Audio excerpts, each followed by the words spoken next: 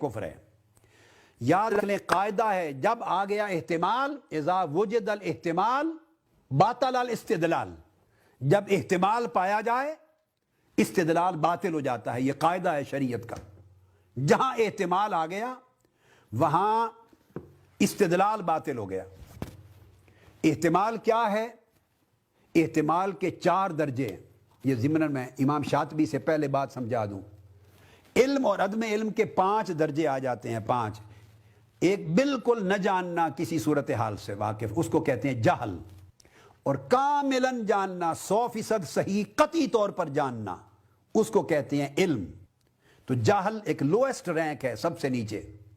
کسی شخص کو کسی چیز کا علم نہیں ہے، ٹوٹلی بالکل جاہل ہے، اسے سرے سے علم نہیں ہے، اندھیرا ہے اس کی نالج میں اندھیرا ہے. اور علم کہتے ہیں جب قطعیت ہو، جس میں کوئی شک و شبہ نہ ہو، قطعیت ہو، علم یقینی. یہ آخری حد ہے. تو علم اور جہل اس حد کے درمیان 2 حدیں ہو گئیں. 3 درجے اور آتے ہیں. جہل سے بندہ تھوڑا سا نکلے اور تھوڑا سا معلوم ہو جائے، تھوڑا سا اسے پتا ہو، زیادہ نہیں پڑھا، بہت نہیں سنا، دین کا علم اتنا نہیں ہے، کسی چیز کے بارے میں تصور اس کا کلیئر نہیں، ایسے تھوڑا سا ہے. لیس دین 50%.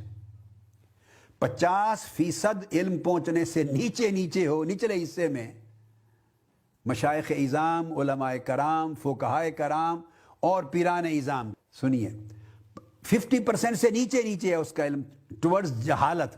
تو اس کو کہتے ہیں وہم، کہ اس کو جو کچھ معلومات ملی تھوڑا زیادہ، اس کو اصطلاح میں، فن کے اصطلاح میں وہم کہتے ہیں، وہم.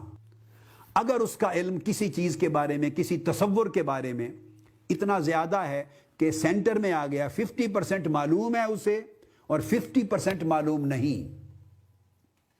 اب آپ تعین کرتے چلے آئیں گے کہ لوگوں کو کتنے % معلوم ہوتا ہے، کوئی ایک مسئلہ، کوئی ایک عقیدہ، کوئی ایک شرعی حکم کا تصور، اور کتنا نہیں. اگر 50% نالج ہو گیا اس کو کہتے ہیں شک. شک بالکل نصف مقام میں آتا ہے 50% پر. آدھا جہل کی طرف ہوتا ہے، آدھا علم. علم سے مراد علم قطعی، علم یقینی، آدھا ادھر. تو درمیان میں آ گیا، وہ شک کہتے ہیں. اچھا، اس کے بعد اس نے مطالعہ کیا، سنا، تصور اور بہتر ہوا، اور بہتر ہوا تصور تو 75% تک چلا گیا. تو اوپر کے نصف میں چلا گیا، 50، 100 سے نیچے اوپر. تو اگر اوپر چلا گیا تو اس کو کہتے ہیں ظن. ظن شک سے اوپر ہوتا ہے. ظن کا درجہ علم کی طرف زیادہ ہوتا ہے شک کے مقابلے میں، اور وہم کا درجہ جہل کی طرف، جہالت کی طرف زیادہ ہوتا ہے شک کے مقابلے میں. شک درمیان میں ہے، تو اوپر چلا گیا تو کہتے ہیں ظن. اب جب ظن کہتے ہیں تو ظن میں بھی اسے کامل علم قطعی نہیں ہے. تو 3 درجے احتمال کے ہیں. اگر کسی کی معلومات اور تصور ظن تک پہنچے، یہ بھی احتمال ہے اس میں، چونکہ کچھ خانہ خالی ہے. کسی کا علم و تصور شک تک پہنچے تب بھی احتمال ہے، کسی کا علم اور تصور وہم تک پہنچے تب بھی احتمال ہے. اور جہل تو سارا ہی احتمال ہے، جہل ہے، جہل نیرا جہل ہے. تو 4 درجے احتمال میں جاتے ہیں: جہل، وہم، شک اور ظن. آخری درجہ 5واں علم، جس کو قطعی علم کہتے ہیں. اس لیے